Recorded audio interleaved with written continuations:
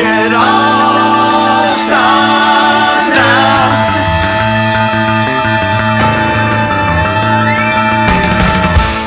Hey gang, this is Nick Z from the 4019s. Welcome to Rock Talk, episode 11. My next guest and I go way back, some 30 years. We played together in Mary's Danish, and currently we're playing together again in the 4019s. He spent a lot of time growing up in London during the late 70s and the whole punk rock scene. We're going to hear a lot about that. Please welcome Matt Colleran. Well, hey, Matt, welcome to Rock Talk. Thanks for joining me, man. It's episode 11. How you doing, man? Doing all right in this crazy year called 2020. Yeah. Staying afloat. More fortunate than many people. Yeah. Well, many of you don't know or will soon know is that Matt and I knew each other back in 1985, 86. Before Mary's Danish, you were playing in you're in Monkey Boy, right? Monkey Boy. I was a founding member of the Monkey Boy band. Yeah. Let's not forget that we should mention that band got its name from the adventures of Buckaroo Banzai across the eighth dimension. Yeah.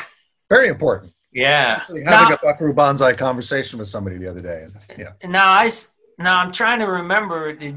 Were you in the band? You might have been in the Danish at the time, maybe not. But I saw it was Kevin, it was Chris Beebe, and were you playing at Club 88 around 86? Did you play Club 88? Do you remember? Yeah, we did. You were there. I saw you were back when it was an alleyway, basically an alleyway covered in West LA that stunk of cats so horribly because they put out these huge bowls of cat food like by the back door of the club where you loaded in your gear from the alleyway. Oh no, you loaded in from the sidewalk, but they put out these massive bowls of cat food and just put a 100-weight sack of cat food in there. So every stray cat in West Los Angeles was like, "Hey, there's food, man," and they were all there, and it was just nasty. Yeah. That's awesome. It became another club. It was it was Club 88 back when the Music Machine was still open, just blocks west of there at that time. Right. That was the first live show I saw in LA. I went down there and it just so happened you guys were playing. I just wanted to see what was cooking and I said, "Oh, Club 88." And then I knew that you saw us there, but I didn't know that was your first live show in LA. First live LA. Yeah. I'm surprised you didn't just like call Mom. Mom! It was funny. Home. This place is horrible. It was funny as hell because Kevin's out there with his elephant. Elephant G-string, always stripped down to an elephant G-string at the end of it. That was funny. We were heroizing the Chili Peppers, if that's a word, at that time. We just hailed them, followed them around, helped them load gear in and all of that, and just thought they were wonderful. And they were. And man, this is even before the late great Hillel Slovak had come back into the band, and they were working with the also late great Jack Sherman, who just died this year. Right, I saw that. Burnin' Jack Sherman. Yeah, Monkey Boy was essentially a party band. We wrote some tunes. We described our music as monster guitar rock with childish antics. Yeah. I still have I may have sent you. That was my first band. I may have sent you I still had the flyer from somewhere. I might have been at the Club Central or somewhere. So I think I sent you. I scanned it. I sent it to you. I'll send it again. Danish show at the Central? Oh, with Monkey, but no. Then you were in Monkey Boy. I mean, you were in the Danish. But then already. When the Danish started, I had already been out of Monkey Boy for a minute, and they were still playing. And they had a different lineup, and then they called themselves Flight Gods. Oh, okay. For a minute before they were done, but. It's hazy. Yeah. The memory is hazy because of things that I was doing to myself at the time. Sure, man. But yeah, wow. Did I ever tell you the Country Club story? I think it was before Club 88 because Country Club is the first place I think that I ever played on stage with a band in a public venue. We were playing parties. Sure, yeah. At that time. Yeah. And like drug rehab fundraisers and stuff. Sure, yeah. Because everybody in the band worked at rehabs, including me at that time. We played the Country Club. We opened up for Beowulf and No Mercy. Wow. So check it. We're there, and it was one of those middle of the week nights, and the only people that were there was the band's girlfriends and boyfriends and a few family. Right. You know, it was just scattered. It wasn't like the country club packed, for a Guar show or something like that. It wasn't that. It was, but by the end of our set, as you mentioned a few minutes ago, Kevin would pretty much disrobe entirely and see like this long mane of hair like this, right? Yeah. Skinny and tattoos, before everybody had a lot of tattoos. And he would strip down to just this cloth elephant head G-string. Yeah. That looked like a pull toy for a dog. Yeah. Dogs came along thinking that it was. Yeah. But the guys from No Mercy and Beowulf are like suicidals. They got the bandanas are like here, and they're sitting in the dark, just going, Buto! And just it was crazy. Nothing jumped off. We got off stage. Our whole idea was dress ridiculously. Right, yeah. I was probably wearing some marching band pants and a tube top or something. I don't know. We end up going, like, whoa, we played a show. My first show ever. And we went down the street for some chow down at the Lamplighter or whatever. Sure. And we came back. A couple of people left cars in the parking lot in the back. We came back to the place was empty. The cops were there. The glass swinging doors of the club had been smashed. Wow. Somebody had put a fire extinguisher through them. Everybody was gone. Like, oh, wow. Jeez. Apparently something happened while we were gone. Did we incite that riot? Or I don't think so, but yeah. Yeah. Probably the best choice you made, go grab a bite to eat. Go grab a bite. Yeah, maybe come back. Also, good choice not to leave gear in the car there. Oh, yeah. This is back in the days when I hadn't learned that lesson yet. Oh, yeah. Yeah. So now tell me, Matt, when growing up, now, where were you? You were born, you were born here in Los Angeles, born just a couple of miles east of where I'm sitting right now at the old Cedars of Lebanon Hospital, which is now a Scientology building. Oh, that was a hospital. Yeah. Yeah, okay. Part of that entire area next to Children's Hospital. I was born there, grew up between here and New York until I turned 8, and we went to London. My parents separated when I was 7 and went to London, and my mom was seeing a guy that she met on a movie in Spain in the late 60s, and they got married. And so I was in London we moved there in 69, left in 79. So moved there for 3rd grade and all the way through the equivalent of high school. But I was in, I was in private schools, blazer with piping and a crest, an embroidered crest and a tie, yes, sir, no, sir. Yeah. So now all of that. So while you were here, as far as like the music your mom and your pop kept around the house, what do you remember from like them being actors and in entertainment? They obviously had. When my parents were still together, so I was very young, but the music that I remember at that time was, my dad had, not long after I was born, he produced a season and a half or so of the Judy Garland show at CBS down at Fairfax. Right. So that was, the high point of his career. And he talked about those days until, I've got a picture on the wall of him with my dad right next to a picture that I took at a Sex Pistols show. Yeah. You're supposed to juxtapose things properly. Yeah. To feel the mix of influences. But sure. I remember records around the house that were, things of artists that he was working with. My dad did Your Hit Parade in the late 50s. So he had Neil Diamond on that show. He worked with the Four Seasons, but those were sort of one-off TV things.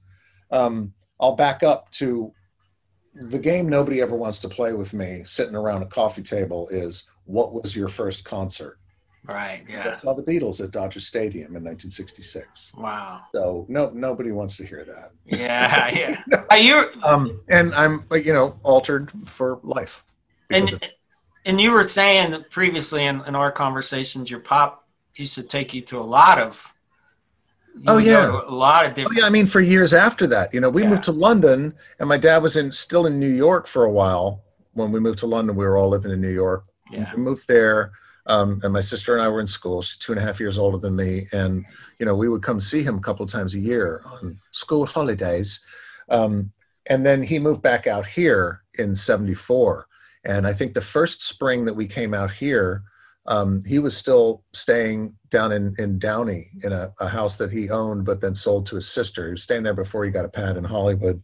And we went to the first California Jam. Yeah. Me and my sister. It's the first Cal Jam. I was 12. And I had just, on my cousin's bicycle, I had fallen and put a hairline fracture in my hand the day before. My dad's flipping out going, oh my God, your mom's never going to talk to me again. You got injured while you were here. I'm like, I'm fine. They put me in a splint. The next day, I'm sitting on a blanket in a sea of people at the Ontario Motor Speedway, right? And, okay, so let me give you the rundown. Black Oak, Arkansas. Yeah. Jim Dandy to the rescue. Rare Earth. The Eagles, Seals and Crofts, Earth, Wind, and Fire. Let me emphasize Earth, Wind, and Fire in 1974. Ronnie Laws was still in the band. Yeah. Black Sabbath, Deep Purple, Emerson, Lake and Palmer. Wow, yeah. That's it, man. And I was already a Purple fanatic. I'm 12 at this point. Yeah. My favorite artists, like the first 3 albums I bought, and I can kind of get them mixed up in what order they were in, with my own pocket money at the Way In shop, which was this little record shop on the top of Harrods. It was the one the lift opened, and it was dark, and there were black lights and swirly lights and cool people and everything. And first 3 albums I think I bought with my own money were the first Roxy Music album, Deep Purple Fireball, which is still my favorite Deep Purple record because nobody fucks with Ian Gillan. Yeah. And Elton John, Madman Across the Water. Wow. So my sister and I were completely messed up on music. I mean, fanatics. And she's like I said, 2.5 years older than me, and it's the early 70s, and we're in London. And London, between 1969 and 79, was a quantum change in what music and culture was doing. We knew at the time we were witnessing rock history unfolding. Yeah. It wasn't just a matter of, what's new? We were like, we know that's new. Like there was always that phrase back in those days when somebody turned you onto a band, the phrase was, I like them. I like their sound. Yeah. Everybody made an effort to have their own sound. And those bands did. Yeah. Yes didn't sound like Deep Purple. Genesis didn't sound like Pink Floyd.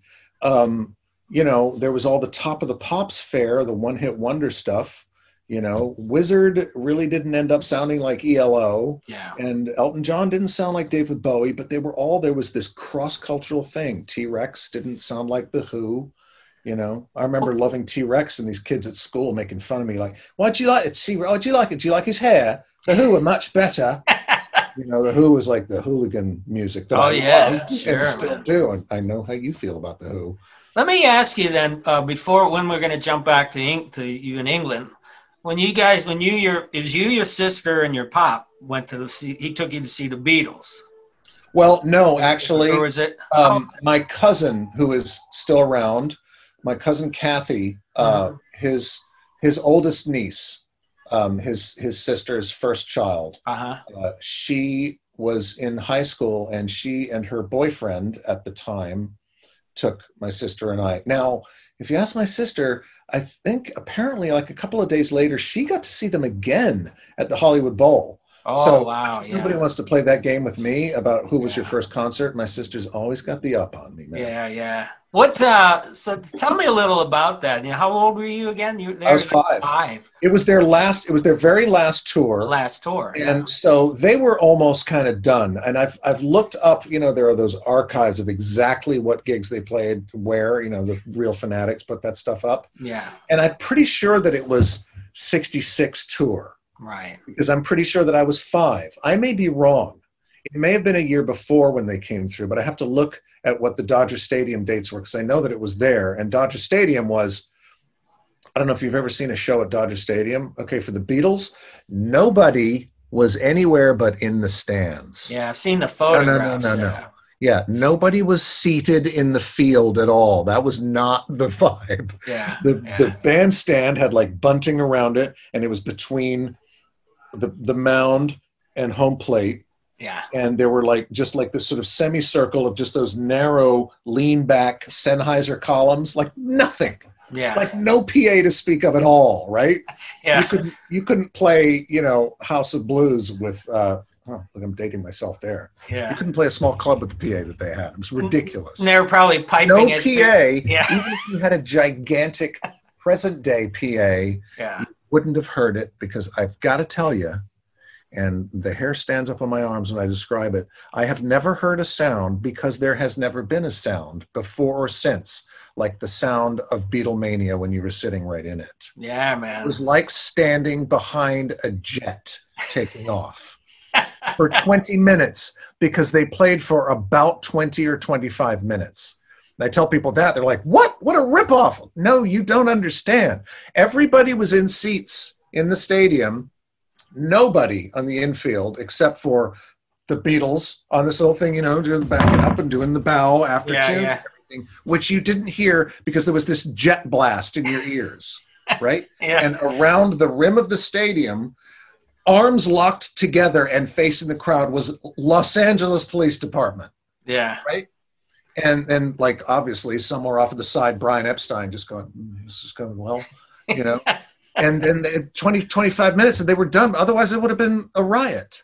Yeah. It was crazy. Wow. Yeah. Quite an I think my sister peed herself. I'm not sure.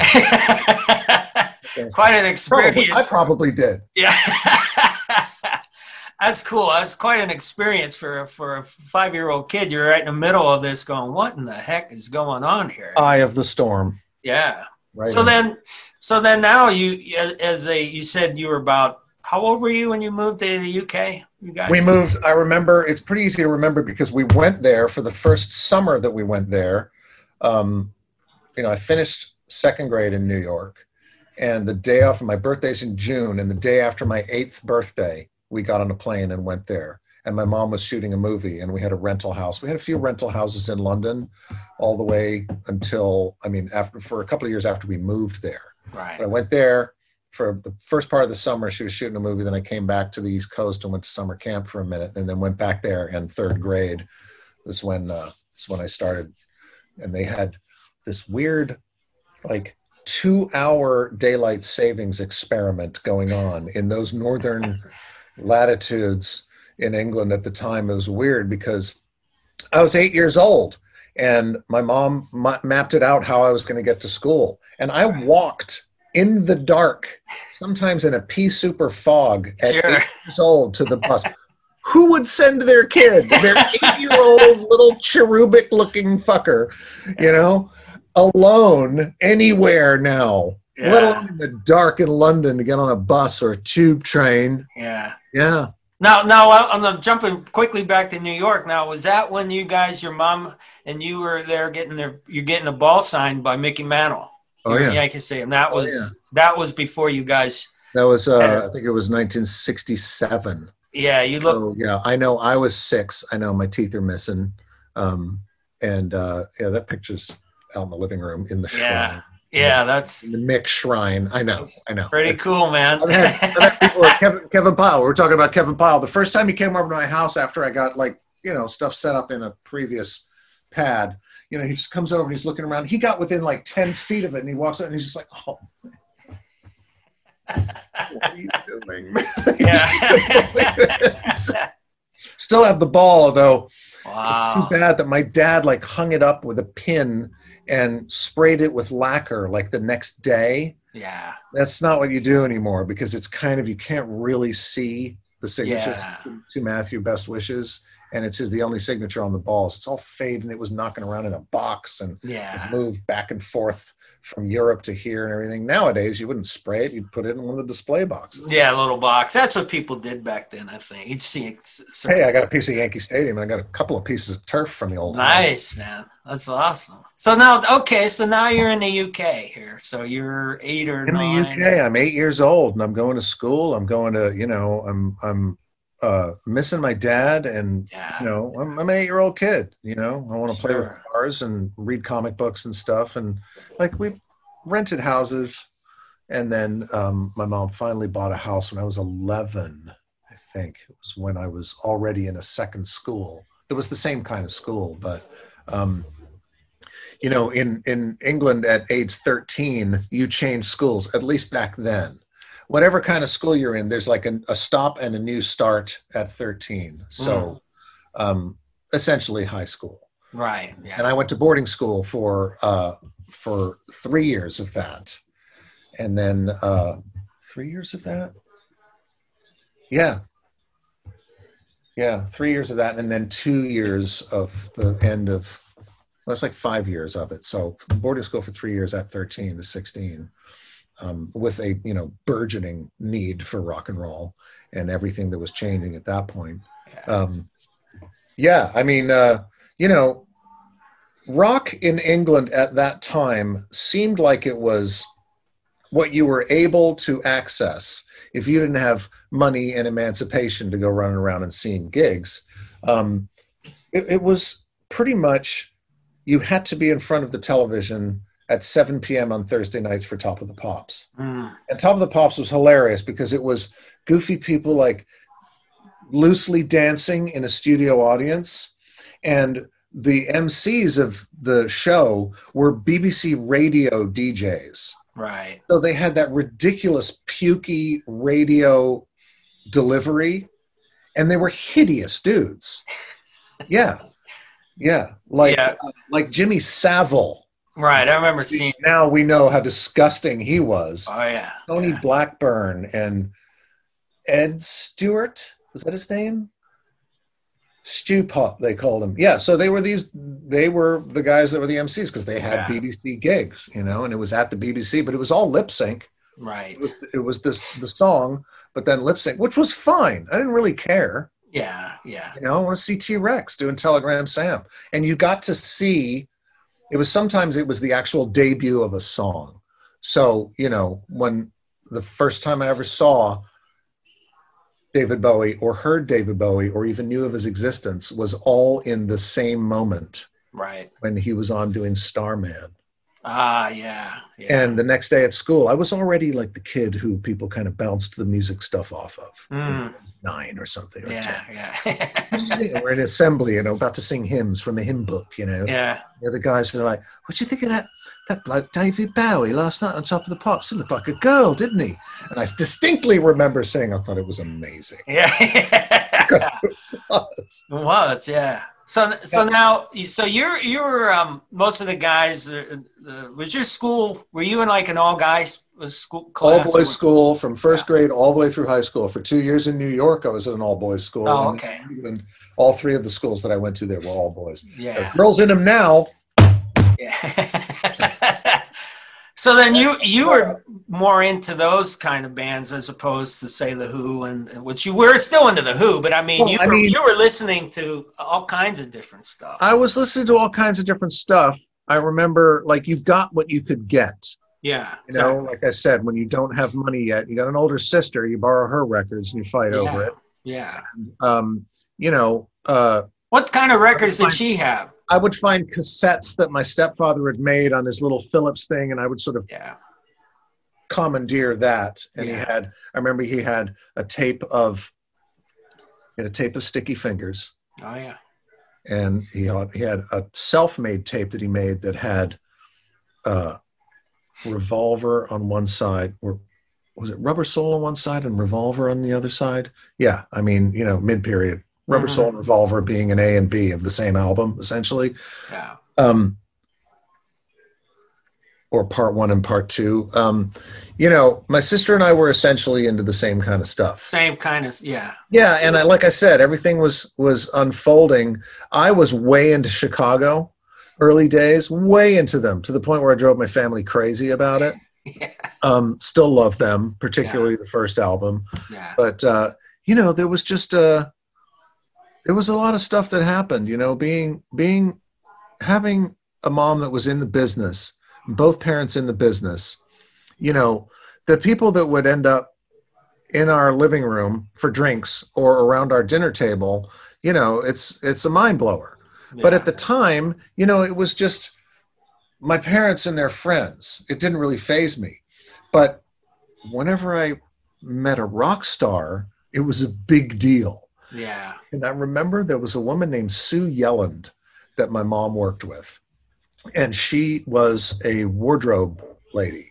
And she was amazing and flamboyant and very London, glitzy, hippie kind of thing. And awesome, like platform boots and like lots of layers and everything. And she was, my mom had done a movie with her.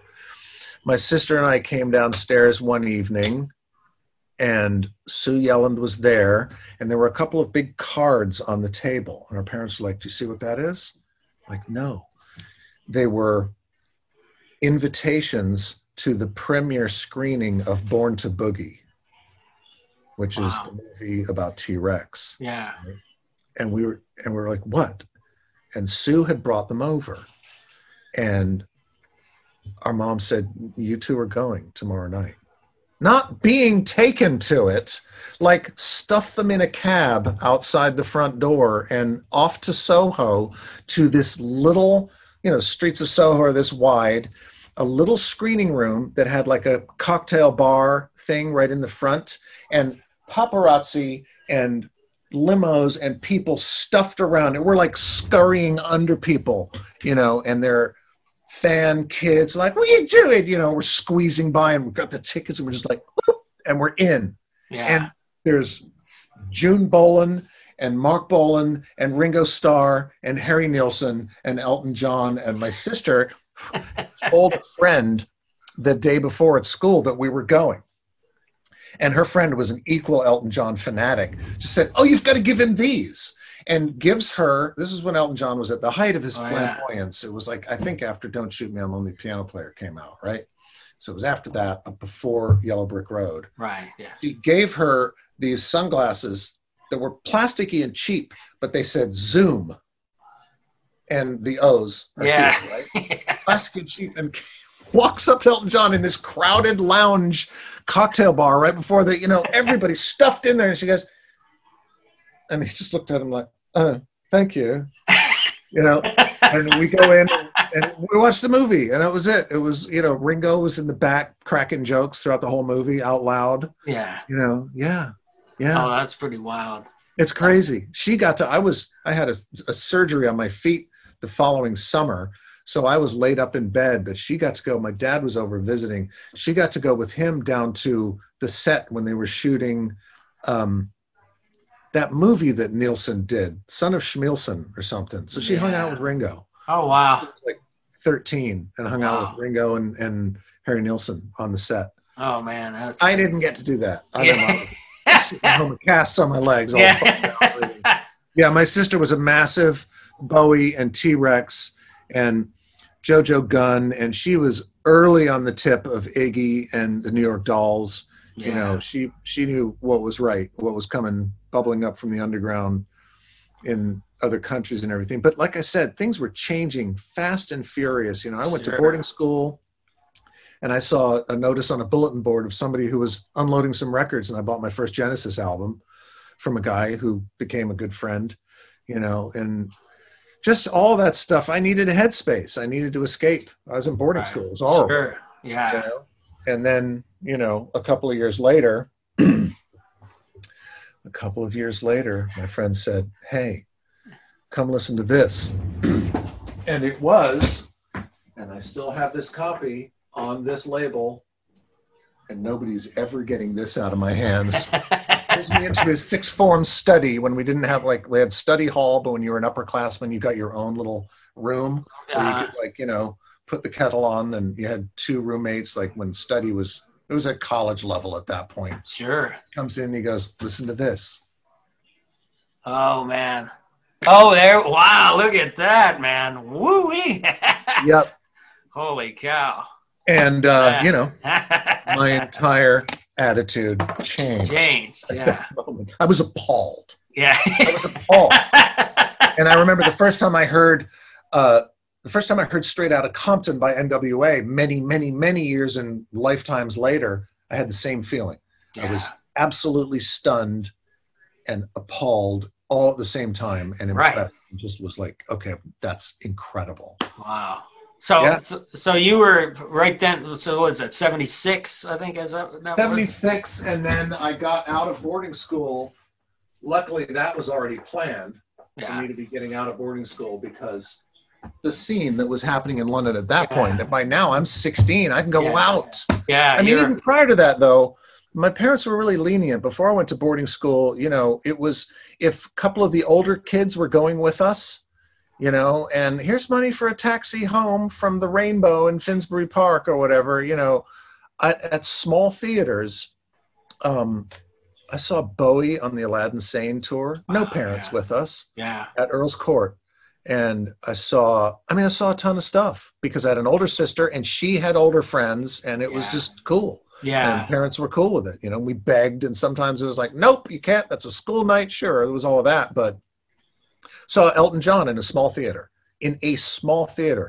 Don't Shoot Me, I'm Only Piano Player tour. Wow. Yeah. I mean, literally a place the size of, for people's reference, like the Palace. Right. Or what they call the Avalon Ballroom. A place not that size. Elton John.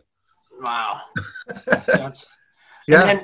So then when the Pistols come along here, you saw them over there? And well, I mean, here's the thing.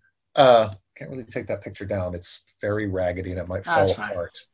But it's actually, my friend took it. I was standing right next to him. Yeah. You know, when that whole thing happened, it kind of made dividing lines happen. Yeah. Along a lot of culture. Like I would recommend to anybody that John Savage book, England's Dreaming, because it's a sociological history book of how punk rock happened in England. Right. And it takes into account everything that happened post-war with rock and roll culture and fashion culture and football hooligan culture. And it's political, but not too political. It really it describes why that whole thing came together and burgeoned. Right. But, you know, I overnight started denouncing old, you know, hippie, boring old fart rock and everything. Whereas in the back of my head, I thought, you know, I still really love that stuff. Yeah. I sold all my Genesis and Yes records, you know, didn't admit to anybody that I'd ever listened to Gentle Giant. Right. Started, you know, going, oh, Johnny Rotten listens to reggae? Well, I better get up on that. You know? Ended up loving reggae for real to this day. But, yeah. You know, you do stuff like that when you're looking for an identity, and you're right. I mean, I was right there. I saw some amazing stuff. Yeah. You know, amazing stuff. I saw The Damned, the original lineup of The Damned, more times than I can remember. And the Stranglers at the Roundhouse. I was at the Roundhouse all the time, and at the Hope and Anchor, at the Nashville Room. I saw the Police playing to the bartender and about 10 people. Wow, yeah. All in green jumpsuits, leaping about with their blonde hair. Like, what is this? We just go out all the time and see bands. Yeah. So Stiffs tours I saw at the Lyceum. You know, Ian Dury and the Blockheads, and Rick Lowe and Reckless Eric and all that stuff. Yeah, it was a great time, man. I mean, it was funny because you had people are very, very opinionated about music in England. And at that time, this thing rose to the top. In British culture, in British rock culture, at that time, I'll speak of, if you were successful in any way, there was some sort of notion that you had cheated somehow. The worst thing that could be said about your band's second album at that time was, it's overproduced, or they sold out. Right. Overproduced. Oh man, forget it. It was like the kiss of death, if that was the word on the street. Right. You know, we made fun of the Clash. We did. You know, I'll tell you. I mean, I'm in the crowd in Victoria Park in Rude Boy. Yeah. I'm in that crowd. Yes. No, that was at the end of a long march from Hyde Park Corner. Right. The Anti-Nazi League march. Yeah, sure. And we got to see the Pistols. I think it was X-Ray Specs on that bill, too. Now, it's funny you mentioned that, because in 81, I went to England in 80 and then again in 81, and my high school friend came with me, and we saw the Clash. And I was surprised in 81 that they were playing 7 nights, because I remember how like you were saying with the Clash after what album that they kind of they fell out of favor, right, in England because a sellout or whatever. I don't remember how they fell out of favor over there because I was over here before London Calling came out, but they got kind of slammed for the Sandy Pearlman record for Give 'Em Enough Rope, because that was, you know, they layered that record. That was not a good second album. Right. So that's what I remember going to see them. I go, oh, no, I'm going to see them but it turned out the whole 7 nights were sold out. It was like a big, Where? At the Lyceum. Oh yeah, well, but they were still massively huge. Oh yeah, that's what I didn't understand because I don't live there, and I said, well, I don't know what's going on. It's kind of that before. That was during Radio Clash. They played their. Oh, okay, so it was Combat Rock.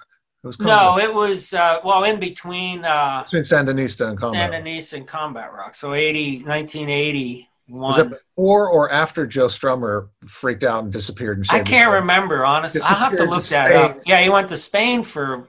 He vanished. Yeah.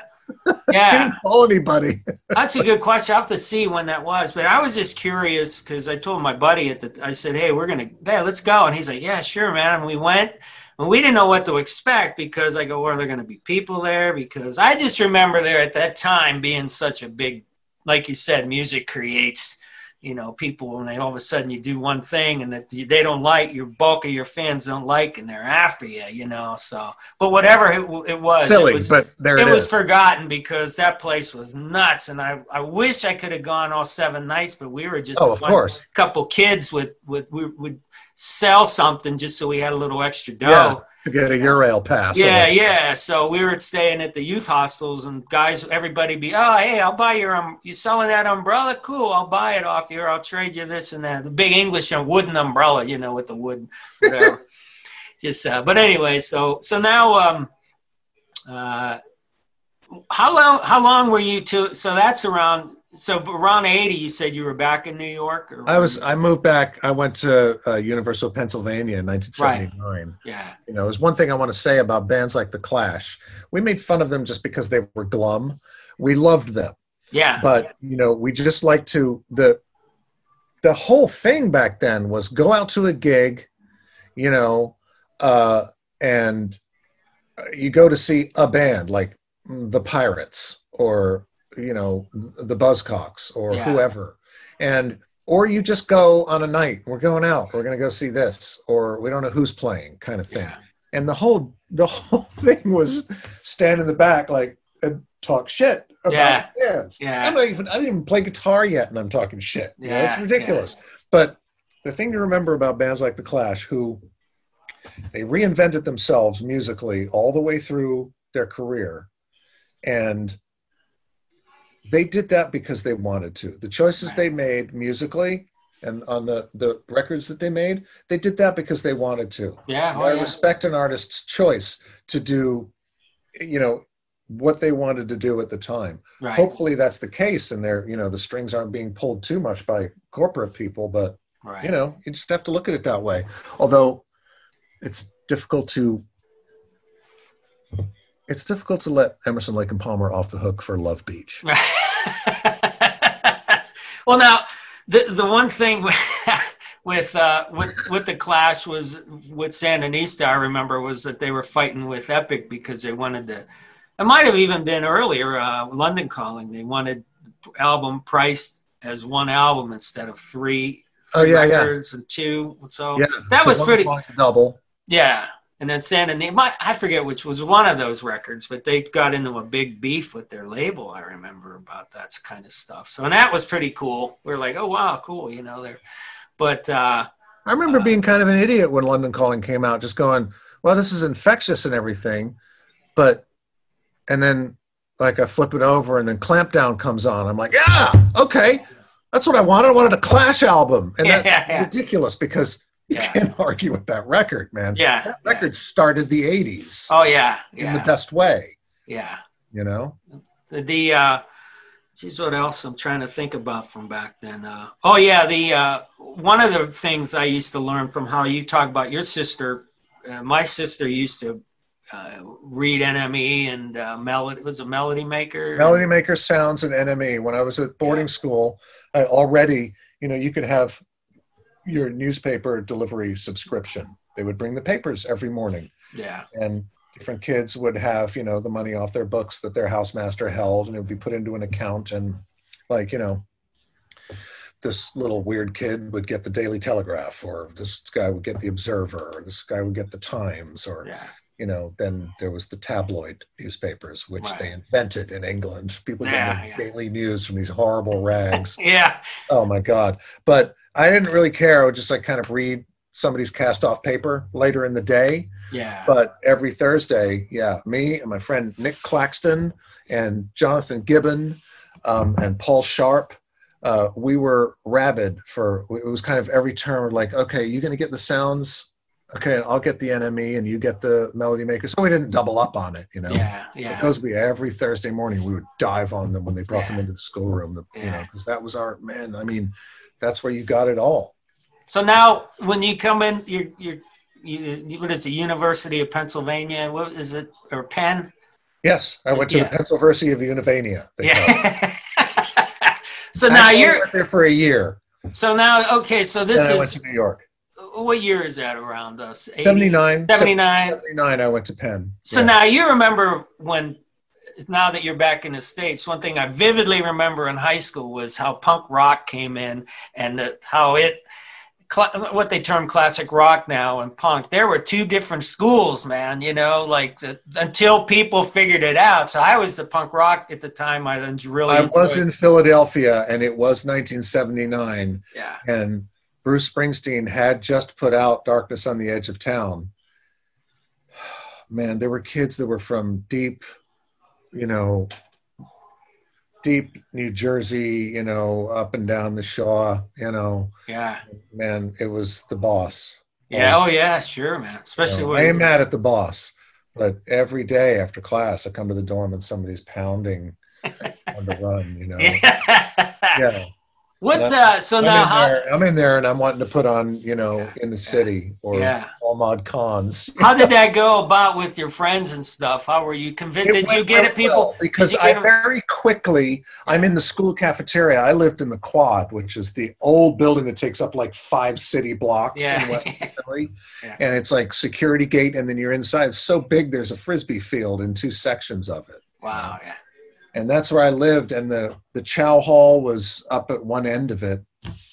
And, I'm in some like tight black jeans and some Doc Martens and fucking mohair sweater and everything, and like, a couple other kids from New York or whatever, like they see you in the line or in class and like, hey man, and so you hook that up quickly. Yeah. And then, sure enough, there was some club just the other side of the Ben Frank, the other side of the Delaware in Jersey, where, there was the Ratskeller in downtown Philly. That was the real hole in the wall, That was the Raji's of Philadelphia at the time. Yeah. All you other old folks. Yeah.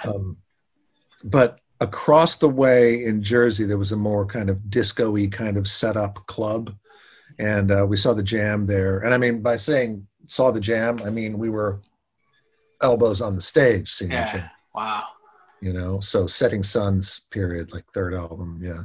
Were some of your friends that say weren't aware of that type of music that hanging out with you, were they getting influenced by a lot of your music? Yeah, I think so. I mean, it's funny because American radio, you know how it is for British bands. They're terrified to come over here because their minds get blown by the wide open spaces and the amount of traveling and what radio promo was like. I'm speaking about the late 70s. Yeah. What radio promo was like there, and how, you lived and died by that.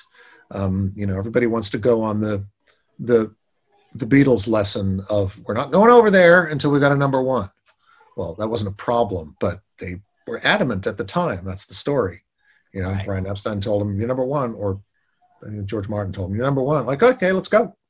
But you can't really compare it to that. But, bands come over and they kind of disappear. And what happens with culture in the US with stuff that comes from Europe, whether it's fashion or music or art, is that it gets, I don't want to say watered down, but it gets kind of commercialized. Right. And, the stuff that isn't really, I mean, Joe Strummer put it best. He said, the people at the first crest of a wave are never the ones that make the money. Right. You know? Green Day's huge. The Clash weren't huge. No. They weren't. No, not at those. No, they weren't like big money and, you know, House in Beverly Hills huge. Billy Joe Armstrong is House in Beverly Hills huge. Yeah. But, you know, at that time, like, you knew these kids that they had like a couple Alan Parsons records, and they were stoked that Pink Floyd was coming out with a double album called The Wall. Yeah. And then I remember this one kid, he was a chemistry nerd, and he had Joe Jackson's Look Sharp. And he goes, this is a great album if you're drunk. I was like, you know, let me turn you on to the second Elvis Costello record, this year's model. Yeah. I still am at a loss to describe what happened on the street in London the week that record came out. Oh, wow. Tore the city in half. Really? Wow. Everybody knew. Yeah. Everybody knew before it came out. They already knew that he was a star with Less Than Zero and Allison, the first album. But the moment that album came out, again with the chills on the arms, that's all everybody talked about. Yeah. Yeah. Was this year's model. Was like, that's the record that's just that's it. That's it. Yeah. He's here forever. Yeah. But that stuff influenced. I mean, I remember this one guy from Long Island, Fred. I would go down to his dorm room and we'd smoke out a little bit, and then, or he'd say, no, I got to study. I wasn't, no, I got to study. I got to get high. But I played him the first Ramones album, and he just thought it sucked. Yeah. He just couldn't get to it. He couldn't get to it at all. Meanwhile, I'm also listening to Frank Zappa a lot. Sure. Yeah. Who would have been 80 years old just a couple days ago. Yeah. Big fan forever. Since I was at my 12th birthday, my sister gave me a copy of Overnight Sensation. Wow. So lucky I got to see him a lot live. Would you go to those, what was it, New Year's Eve? What was his big show? He did a New Year's Eve show? I saw him once. Halloween or something? I saw him at Pauley Pavilion New Year's Eve. Yeah. Okay. Yeah. 3-hour show. I was out here visiting my dad, and he dropped me off at the show. I went alone. Yeah. 3-hour show at the 9-piece band, the Bozio band. Yeah. Wow. Yeah. So it's interesting how you were able to, it's the same, I guess. Halloween was always New York. Right. That's what it was. You always played the Palladium, the New York Palladium on 14th Street on Halloween. That was. I remember working at a record store at the time, and one of the buddies of mine came in. He was older than me, and I remember him saying, hey, we're going to New York for Halloween for the big Zappa. I've been going every year for however. So I always thought that was pretty cool. And yeah, like you said, I think it's interesting how you learn like about different styles of music, how you came in with all your influences, and guys, probably to this day, guys that you were roommates with or buddies with, I'll go, hey, remember Matt used to turn me on to whomever, the remote or the Squeeze or somebody, you know. Yeah, so I would not water it down, but sometimes I would go, okay, maybe not that, but how about this? Because by then, the punk rock / new wave thing from England and from over here, you know, which obviously had its genesis with bands like, you know, with Iggy, you know, and the New York scene, which predated anything. Sure. Lester Bangs, the late and great Lester Bangs, once very succinctly put it: before the first Ramones album, there was nothing. Right. Yeah. Yeah, makes sense. Can't argue with that. My sister saw the New York Dolls. That's another thing I will never forgive her for. She saw the New York Dolls in London. Wow. Yeah.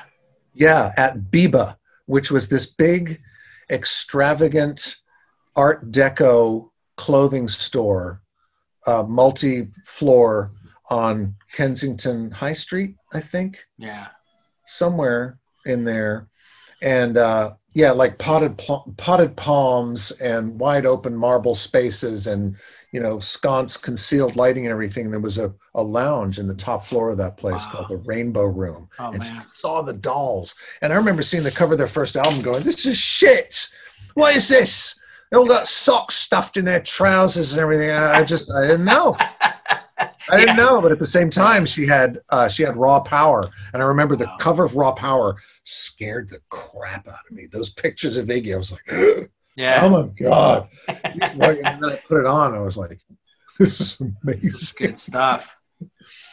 So now so you moved then after school in New York. When did you came back to Los Angeles? What year was that? 85? Came back, went to Penn in 79, was only there for a year, went to New York, went to guitar school a little bit, went to the New School for Social Research to study film editing a little bit, and went to the School of the Street a lot. A lot, yeah. A lot of bit. Worked on Wall Street as a messenger. Worked as a bonded messenger, in and out of the New York Stock Exchange and in and out of the Twin Towers. And oh wow, and I was a bicycle messenger in Manhattan. Yeah, I remember. Yeah, you telling me that. Yeah, came out here essentially to get my crap together. You know, were you playing guitar yet, or did you? When did you? Playing a little bit. You know, I was writing some songs, but I really was just like.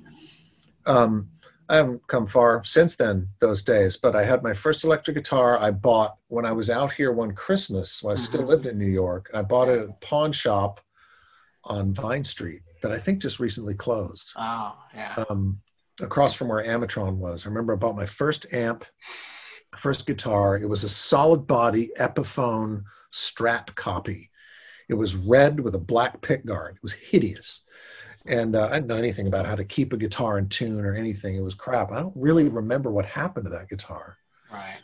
And then bought another one from a dope fiend in New York who just needed $50.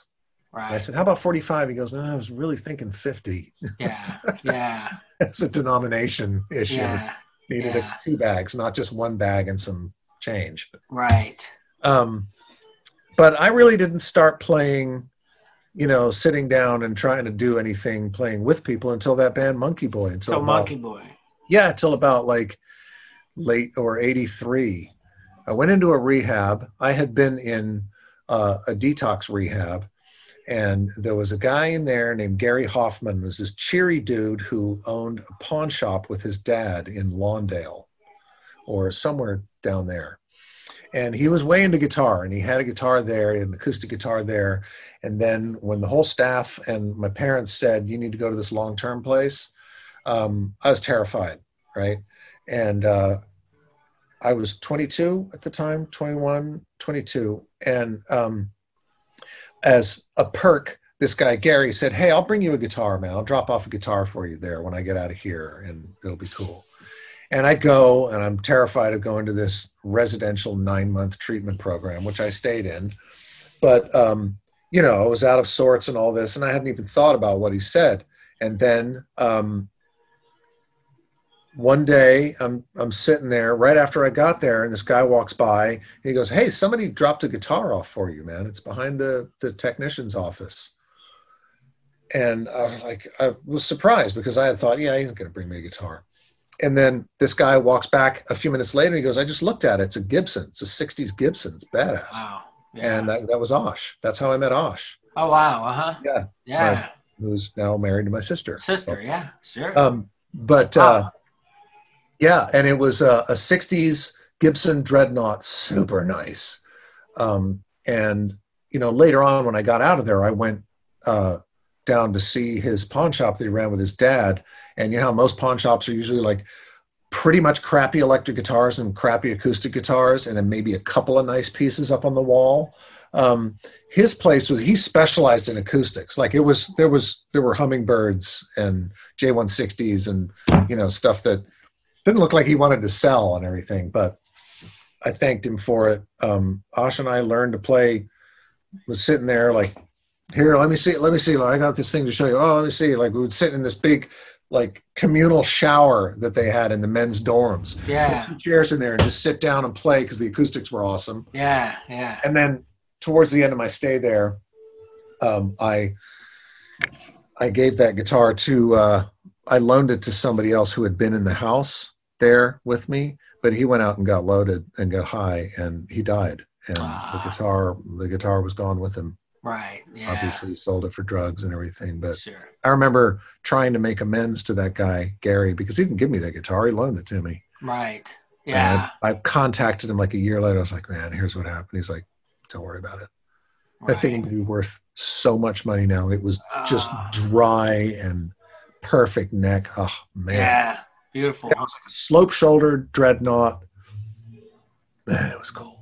What? So now you're with Osh and you're learning guitar, and he had been playing for a while already, right? Osh? Not really. No, he's newer. No, Yeah. Okay. just like kind of dabbling in it, you know, as I had. Yeah. So you guys are learning together, essentially. We're learning together a bit, but I mean, when I was still in that place, I got a staff job there as a counselor. Right. And then after I was out of there and living out, you know, with a roommate, I was still working there. Right. And I knew some other people that we started that party band with. We started Monkey Boy. That's how I met Kevin Pyle. And, right. You know, Charles Bornstein took pictures of us all the time. Yeah. And, Kurt. Chris Beebe. And Baker. Chris Schwartz was the guitar player who was the lead guitar player. I could barely play. Yeah. Really. You know, and we had a drummer. Her name was Ann Premazon. She's still around. I think she lives in San Diego or something. Right. It was fun. I mean, we played like these little, you know, teenage substance abuse recovery treatment center outreach parties. Right. Which was funny because we were playing basically like, you know, funky rock, ZZ Top styled things, and, you know, some sort of seemingly epic sounding stuff. Right. And these little Hesher kids were coming to these gigs, brought in a van from the hospital to these gigs by counselors. Yeah. And these little kids are, you know, they want to hear Randy Rhoads. Oh, yeah. You guys do solos? Yeah. You guys do solos, man? So now... Like, no. No. So then of drums it was Kent, right? It came afterwards. Kent Baker was not. Ann Premazon was the first drummer. Yeah. And then she bailed, and then there were other drummers in that band and stuff. Yeah. I can't remember. We had Stephen Roch, and we had a guy named Dave Botkin, who I'm still in touch with. And then at the end of it, I think we had Kent Baker. Okay, because then that's kind of when I saw you. Out of it, I got married and divorced and loaded all in the same season. It seemed like at the beginning of '87. Yeah. And I reconnected with people who were kind of, you know, we're glad you're okay, and we're glad that you're out of that situation because it wasn't good. And Monkey Boy was still playing with Kent Baker. I don't know if I played with Kent while he was already in the band, if I was still playing in Monkey Boy. I don't think so, because I bailed from Monkey Boy before I got married and before I got loaded. Right. But anyway, I reconnect with sober people, and I reconnect with Dave King. Yeah. And he said, we're starting this band. And Kent's going to play drums because we know him. You know what I mean? Oh, yeah. And he said, we got a couple of tunes, and we had Taken His Fill and Elvis's New Suit. And did we have Discontented? I think we did. Yeah. I remember, at least by the time I got in there. Skiffly kind of thing, right? And David's saying, like, clean guitars, man, no dirt. I was like, yeah right. That's not going to fly. Yeah. But he was explaining to me the concept because it's going to be called Mary's Danish. And I said, how did that band name come about? And if folks out there don't know the story, Gretchen and Julie were roommates at college in Berkeley. And they were really over the whole Berkeley culture. They did not want to be there. They were already accepted at UCLA. They were going to transfer down here and major in French. And they were just getting stuff done up there. They couldn't stand the whole scene up there. And as people do when they're pulling all-nighters, studying and everything and living together, and you're 20 years old, they had their own little language. And they tacked the suffix ish at the end of sentences just to, you know, stay alive and be silly. Yeah. So they were saying like, oh man, I got to go to the store ish. We got to go get groceries ish. Oh, did you pay the phone bill ish? It was just ish. Yeah. Okay? And they had a friend who had a band, and they were really excited to move down here, and David and Julie were going to be together, and they were going to start a band. It was all planned that there was going to be a band. Gretchen and Julie had a friend up there who had a band that was called, I think it was like a little coffee bar kind of stand-up thing, maybe a duet. And it was called Mary Had a Baby. So it was going to, they were thinking of band names like you do when you don't want to study and you're up all night, you know, drinking Diet Coke and just right, yeah. I've got to cram for this test, you know. They were thinking, oh, let's think of band names, you know, the old band name search. Sure. And they said it's going to be Mary's what? And then one of them, or both together, because of the ish thing, one of them said Mary's Danish. Right. And they fell about the place, uncontrollably fits of hysterics. Sure. And called David and said, it's Mary's Danish. And of course, he's at the other end of the phone going, okay. Right, yeah. Yeah, cool. Uh-huh. So that's, I mean, that is. That was it. So here I come out of this marriage and fog of, you know, being loaded again. I'm sober again, cleaned up and everything. Breaking up with wife. And he said, you're going to play in this band. And it's called Mary's Danish. And, you know, we're going to have just like the first album's cover is going to be, you know, a Virgin Mary instead of the baby Jesus. She's going to be holding a pastry. You know, it was really just those basic first things. But Kent was our first drummer, as you know. And as you also know, he was off into girlfriend land at one point to such a degree. Nobody had cell phones. Nobody could get in touch with anyone. Yeah. He was up in Santa Barbara with his girlfriend. We had a gig booked that he knew about, obviously. And it was a gig at the Central. Right. Oh, and we knew that he was already kind of like off in girlfriend land and not able to show up. But we're at this gig. We're loaded in. And, I mean, you know, people are there. Like Anthony Kiedis is there. It was like our third or fourth gig or something, I think. Maybe fifth gig. Wow. You know, we played Wong's West and, you know, just a couple of gigs. I think that's where I first saw you guys, at Wong's. Was it Wong's West? Okay, yeah. Quickly, I remember that being a pretty good gig. Quickly mention this because the other band that I was in, how we all intersected was playing. I think we opened for you guys, or there was an upstairs and a downstairs. I think you guys were downstairs and we were upstairs. Well, anyway, I remember, and I had met you guys because I saw you at a Encino party we all played. I don't know if you remember that, up in the hills. We played an outdoor thing. It was like Monkey Boy. It was Mary's Danish. It was my band, the Outpatients, I think. And then yes.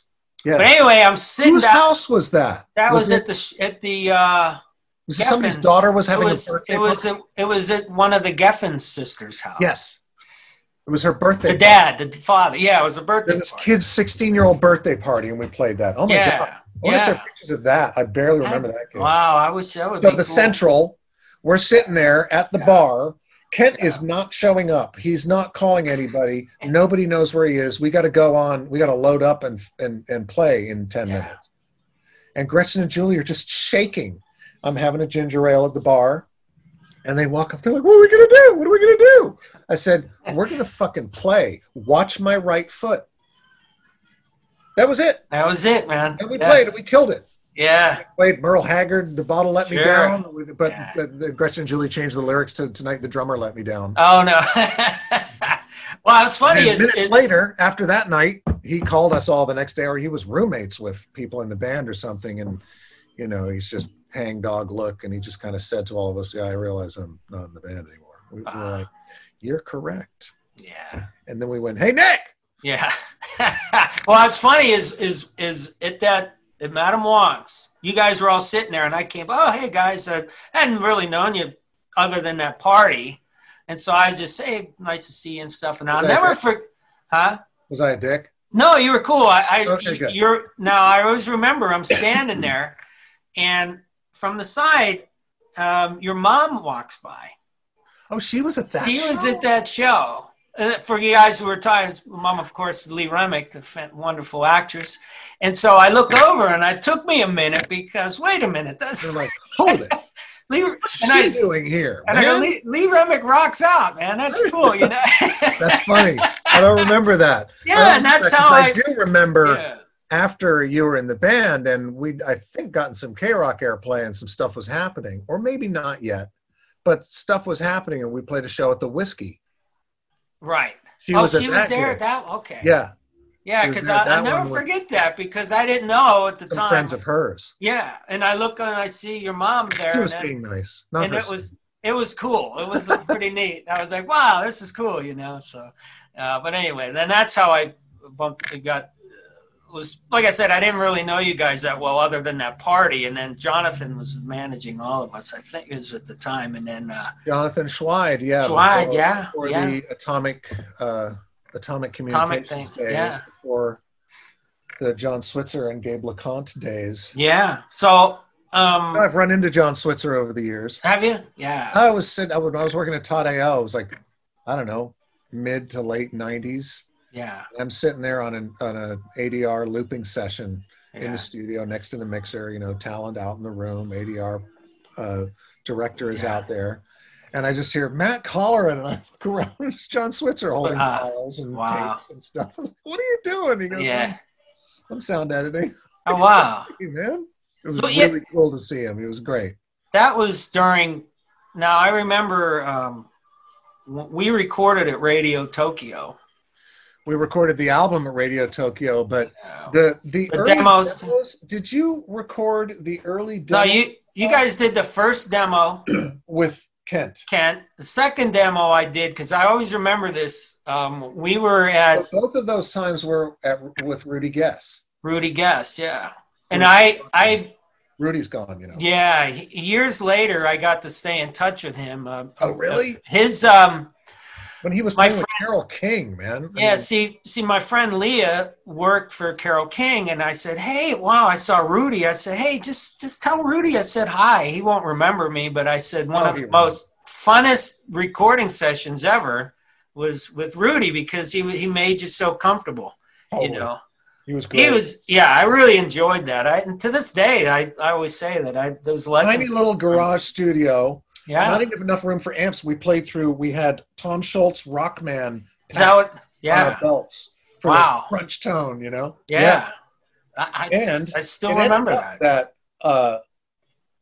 Once the There Goes the Wonder Truck album had come out, and you know, the remix and everything, the Chaz Sanford remix and everything that you and I weren't a part of, because it was after James Bradley was in the band after I was gone. Yeah. And they finally did put the album out. Right.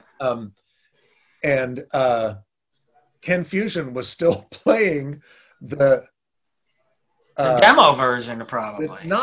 Was he playing the No, demo? We did one version after that. He was at least playing the mix. Oh, the LA one. The LA one. Recording. Yeah, the LA one. Yeah.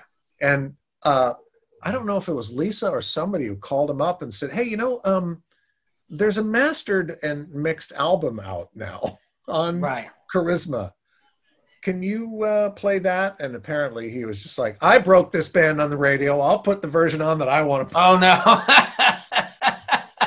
It's a better mix. Yeah, Ken, I never liked the Sanford stuff. Oh, right on, yeah. Just way too much like boomy, reverby, cheese whiz, stupid stuff on the drums, and you know, flanges on the rhythm guitars and stuff like that. No, you like I guess the only one version. Now, so then after, well, let's just quickly, I guess, touch upon some of the bands that we got to play with in that. You mean shows that we got to do? Shows and the bands we opened for.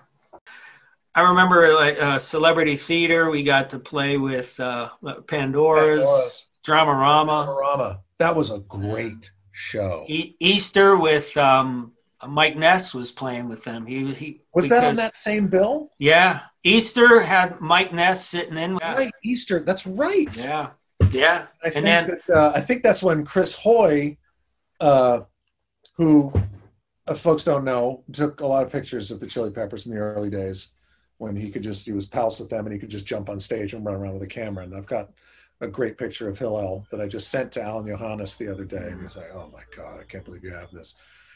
Like Strat, bare-chested waiters. Yeah. And just looking at the camera like, yeah. At the country club.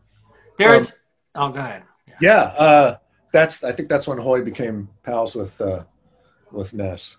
Oh, okay. So that was a good show. That was a weird venue. That place yeah, it was, right? It's still there, but it's called something else. Church. There was something happened. I think Fender.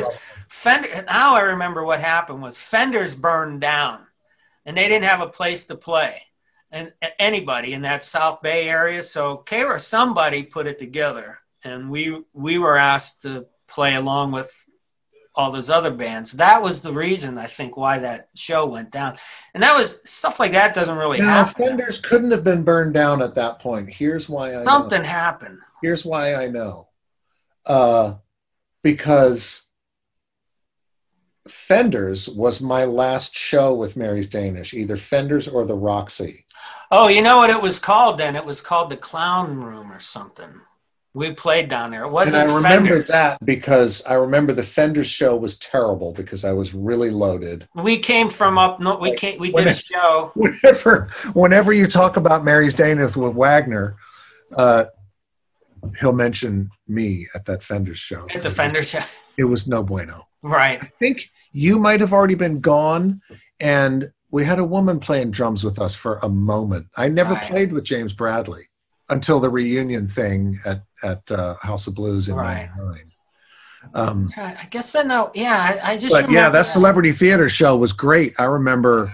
We were the first band. Yeah. But I remember we just absolutely laid it down. We did exactly what we rehearsed. Nobody was sweating anything, and it was great. Yeah, that was a fun. I remember coming off, and we had a big dressing room for the first time ever. And I remember Gretchen and Julie just like, we rocked, man. Yeah. And then, of course, at the Anson Ford Theater opening for the Peppers and that was quite a night. Thelonious Monster. There's footage of that, of the Peppers. There is? It's only online the Peppers somewhere. show, though, right? I would love, maybe that guy, he set a camera back off the side, and then maybe he filmed snippets of, if you look it up, just type it in. Well, if there's footage, if he was shooting from the side, we were all standing on those terraces that they had behind the stage. I don't know if that's still there, because they did a whole remodel there. But he was back, like, in the stage, you could see everything. And then remember when Anthony climbed up on the thing? It's all, it's pretty cool. DH was playing drums with them. Right. Yeah. And when Thelonious came out on stage, Bob came out with a big sign. The Dodgers won the World Series that year, but it was the playoffs at that point. Yeah. And the Dodgers were in the playoffs with the Mets. Right. Yeah, they were in the NLCS with the Mets. Right. And Forrest came out with a big hand-painted sign that said "Fuck the Mets" on stage for the whole show. Yeah, it's funny. I don't know if you remember. Do you remember? When we played at Raji's, it was one of my first shows. We opened for Tab Falco, Panther Burns. I don't know if you remember Tab Falco. He's like from Memphis. It rings a bell, but it probably. Oh, I'll have to send you some of his stuff. Probably know better. Is it amazing? This guy is. I remember that name. I don't remember his name. I just remember one of the things I always remember playing our shows, and we'd walk in and we'd always watch the band sound check. Yeah. You always learned a ton from bands. It also quelled the nerves a little bit. Sometimes it made me just think, oh my God, I'm really glad we're not playing after these guys. Yeah, yeah. But that was one thing with Tab Falco. I'll send you some of his videos and stuff. Was that guy? I just heard those guitars. He's rockabilly guy, and oh man, I was just completely blown away when I heard the drums and the the reverb and his he had that cool. So it's kind of flat duo jets. Yeah, just crazy. Yeah, anyway, I just thought if you remembered that guy, but was one instance of how many bands. Blackbird. I remember playing when we played with Chip and Tony. Remember that? Yeah. Was at the we played gigs with Red Cross? We did one in San Diego State. We played one there. Remember? Yeah, SD San Diego State University. I think we played with the Blackbird at the Music Machine. Oh, okay. Remember that? I'm pretty sure that's where that tape was. The Music Machine show. That was a show with Blackbird. Yeah, I'm pretty sure. I'll have to double check, but no, maybe it was. It's hard to tell. But that because there was one Music Machine show where Julie wasn't 21. She had to sit in the dressing room until we went on stage, and then she had to go straight back in the dressing room. That was that show. I guarantee you that Music Machine show. Yeah. So first place I saw the Chili Peppers was at Music Machine. Wow. 84. Holy cow. But yes, I'm just any other bands that we opened for or played with that you remember? Because we were there in the early days. It's so weird when you think about Raji's, the hole with the pole. When you were going to play a gig there, number one, you hoped that that the toilet hadn't backed up the night before. Yeah. Because that happened frequently. Yeah. And Dobbs may he rest in peace, would usually not find out that had happened until later the next day when he had to open the place up. Yeah. And the carpet was sodden. Yeah. With poop smell. It was really fucking horrible. Yeah. And, it's kind of this sort of mixed together hodgepodge of memories. Like, was Angelo Moore just rocking out to our band, or were we on the bill with Fishbone, or what? I mean, there was. Well, then of course you and I went to revisit Palomino for the Midland band opened it and your buddy Tommy with Tom Gelinas and the great Valley Relics Museum, which for you folks out there, if you want to see an amazingly, brilliantly curated museum of local culture, and you're in the San Fernando Valley, head up to Valley Relics Museum up there near the Van Nuys Airport. And I thought I was just going to see a pile of like Stingray bikes and, and stuff. Man, that guy and his wife and all of his other staff have curated a thing that is really San Fernando Valley history. It's amazing. He said, man, I've got 3 times what I have room to display in here. They already had a movie once. Yeah. Got the Palomino sign. Now, going back to as the band, as the Danish were progressing, is thanks a lot to Ken Fusion and Poor Man for their Wednesday night live music showcase. Yeah. So many bands. I mean, we played there. They would broadcast it live. We did a live broadcast with the Poor Man announcing us, a live uplink from this is back in the days of simulcast. Yeah. Which doesn't really exist anymore now. No. It was an actual brand name. Oh, wow. To get television and FM signal locked together so you could watch it on TV and hear FM stereo. We didn't do that. Ours was just FM. Nobody had a camera. Right. But it was along the same lines. It was a live uplink, and Poor Man introduced us. Yeah. Did we give him band jackets? Didn't we? Probably. I think so. Yeah, he had jackets. Yeah, because he and Fusion started doing that. Mine's long gone. I'm going to have one made. Yeah, you need to have another one. Yeah. But they were crucial in develop or getting these bands out. I mean, because there was Social Distortion. There was I'm blanking. No Doubt. Oh yeah. They used to come up and they would bring their MI1 right now since you talked about it, because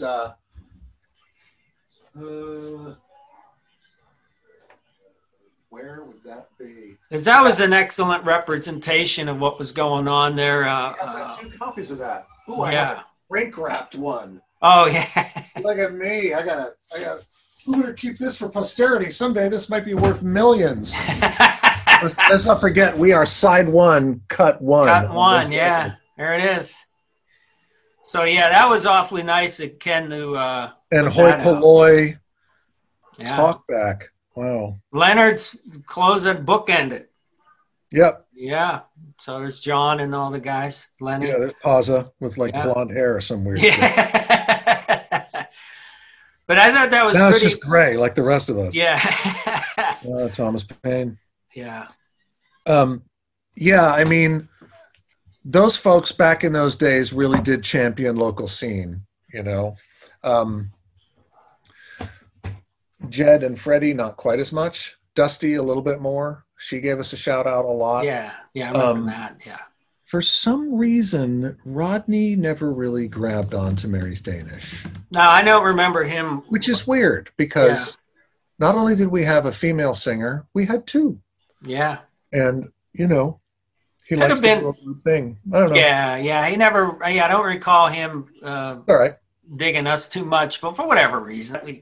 Ken and Poor Man always, all those guys. Remember we did that show at, in the Northridge. The Northridge Mall. Fantasia. Remember that? Fantasia? Was that the name of? Freddie Snakeskin. It was by Tower Records. Remember the Tower was in there, and there was that nightclub, Fantasia. It was like indoors, a dance club. Yeah, and Freddie Snakeskin was broadcasting live. Okay, so we did that one, but we also did a Cal State Northridge outdoor lunchtime thing. Yeah. And that's when our manager, John Switzer, brought Jodie Foster. Now, a buddy of mine was just about the coolest person I've ever met. Yeah. I just connected with the guy that booked us there, Wally De Leon. He was at Space with, I don't know if you remember, they were the booking agency. And he told us, he told me, he said, wow, you guys had a bigger crowd than like Firehose and a couple other bands and stuff. So I thought he was really cool. Yeah, we did. He said it was a fun event. And I don't think there were any pictures of that, but probably not. That was a cool show. The days before, you know. Yeah. Kind of instantaneous photographic evidence. You had you had disc cameras if you were lucky, right? That was exotic. Yeah.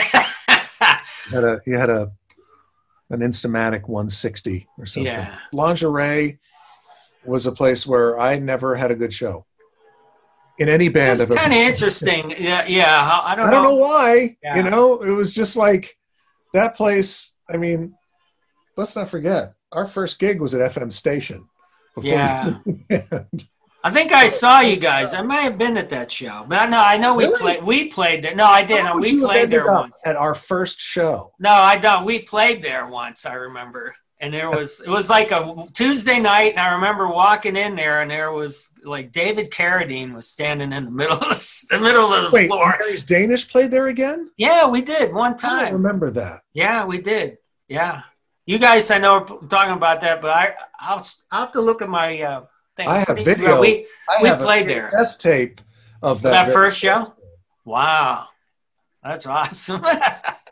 After the first song, I said, we changed our name after that first song. We're now called Blue Oyster Danish. And I pointed at Dave King and said, that's Buck Danish over there on guitar. Oh, wow. That's awesome. So now, of course, the band eventually got signed to another label, or to Chameleon, right? I keep forgetting, what was it, Restless, but Chameleon put out three albums that did well, a lot of great tours and stuff like that. I mean, a lot of great tours, a lot of TV shows and stuff.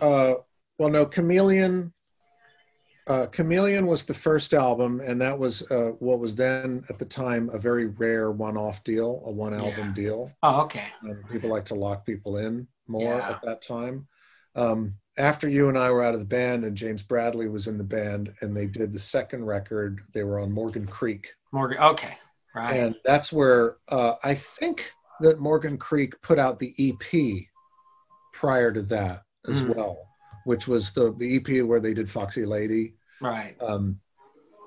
Anyway, Morgan Creek was a film company, and I think they got one of their songs in a Morgan Creek film. Now, I remember after I was out of the band, and I was in the Leonards, and then we did a couple shows, and Julie, or I'm trying to remember which one. We did 2 or 3 shows with the Danish.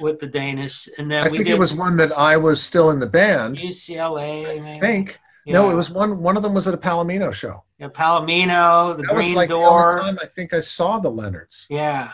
We did we did a thing at the Green Door, and then I remember we did a show with the Beet Farmers. So I don't know if one of the guys talked to the Beet Farmers did a or Beet not. Farmers show, or yeah.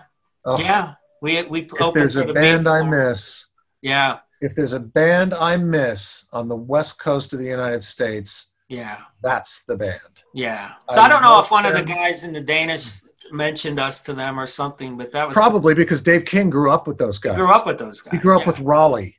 Right. Raleigh Dexter. Raleigh yeah. So I thought that was always pretty cool. But he knew Joey Harris and Jerry Rainey as well, I think. Right. Yeah. Oh man, in their heyday, I remember just thinking this band is just such an amazing combination of the utter hilarity of them doing a filthy version of the Green Acres theme. Yeah. And then, of course, Dick.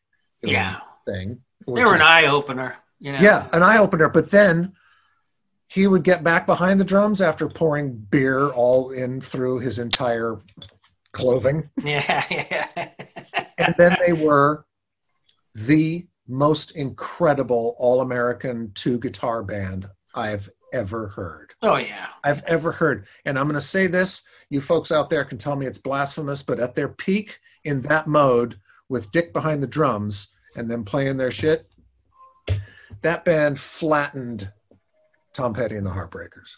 I agree. I'm just not gonna pull that back. The Dave Jordan produced record, the Pursuit of Happiness record, can't make a road trip without it. No. It's so great. And when I think of like Palomino and all the legendary artists that played there, right in there with all the older bands that you normally would consider there, one of the top bands would have been the Beet Farmers. Yeah, they were in that there more than once, and then they were in that. You know, other than the New Year's Eve shows when the late great Screaming Jay Hawkins would play. Yeah, which you and I you mentioned on our little thing we did. You told a nice story about that, and then so I always thought that that band is in the upper echelons of when I think of the Palomino. Oh, absolutely. They're in the top. Levi and the Rockets, Blasters, just all, all those bands. So what's interesting also now is as we go towards you and I would stay in touch on Facebook here and there, and then it turned into when you came in to do play a number with us. It was 30 years, Matt, to like February almost 30 years since you and I had last been in the same room together. Was that February of last year? It was February, February of last year. Or it might have been prior. Geez, I'm blank, but it was 30 years in 1 month. You came to play one show. It was just a couple of songs. Couple of tunes. Yeah, that was 30 years in like a month since we last played together. That's so nuts. And I think it was at the Palomino. Might have been the Palomino. So crazy. But it was at the similar thing in spirit, which is the what's it? All American. What's that place? The Joe's Great American. The similar vibe in that place, all the country artists. But which was cool was that I found that interesting how it was like 30 years. Where was the last gig that we played together? I think it was at the Palomino. Was it the Palomino? Okay. Yeah.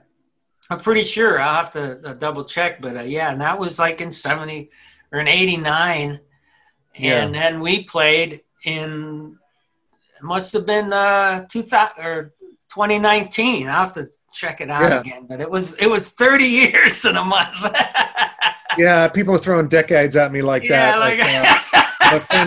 My dear friend Johnny Fisher sent me a file the other day of a Christmas Carol that we did with the band I was in around like 99, 2000. And Christmas of 2000, we recorded at his home studio at our rehearsal spot downtown LA.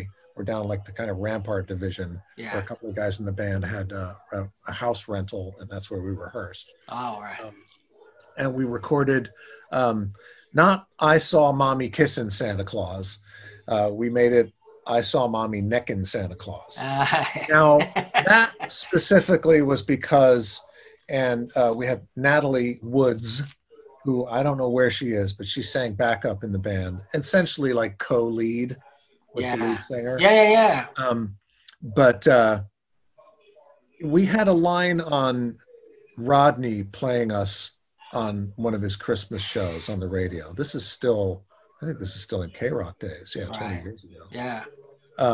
So we couldn't make it, what it should have been, because that band was like really filthy. Because it was supposed to be I Saw Mommy Fucking Santa Claus. Yeah. But we knew that Rodney would be like, no, I can't play this on my show. Yeah. He played us, and it was cool. And Fisher sends me the file the other day, a little MP3. It was like, Merry Christmas, this is 20 years ago. I call him up, I go, fuck you, man. Yeah. 20 years? Yeah.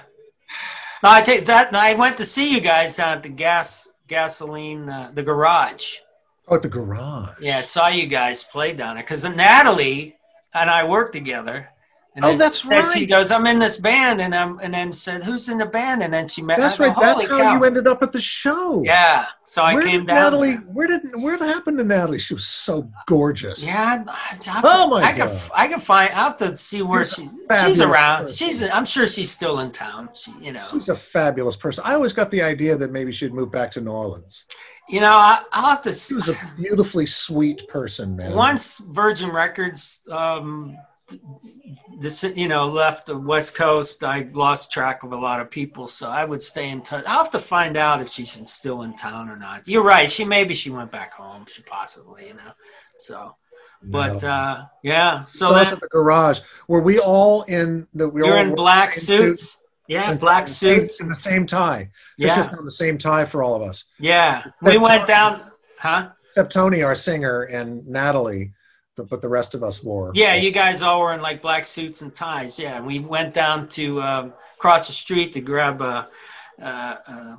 sodas or something. Then we came back, and then it was cool, man.